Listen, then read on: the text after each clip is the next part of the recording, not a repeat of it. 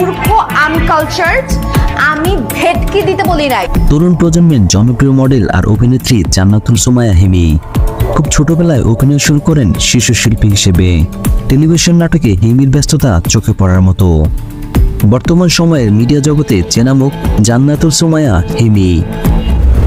কোটা সংস্কার আন্দোলনের মধ্য দিয়ে সারা দেশে সহিংসতা ছড়িয়ে পড়ে। দেশের সার্বিক অবস্থা বিবেচনায় কয়েকদিন বন্ধ ছিল শুটিং। কারফিউ শিথিলের পর আবার শুটিং শুরু হয়েছে তার। বুধবার মাইদুল রাকিবের নাটক দিয়ে শুটিংয়ে ফেরা হয়েছে। এই কোটা আন্দোলনের মধ্যে ইন্টারনেট সেবা বন্ধ ছিল। গত মঙ্গলবার রাত থেকে সীমিত পরিসরে চালু হয়েছে ইন্টারনেট যখন ছিল না তখন কিভাবে সময় কাটাতেন সেই বিষয়ে কথা বলেছেন হিমি।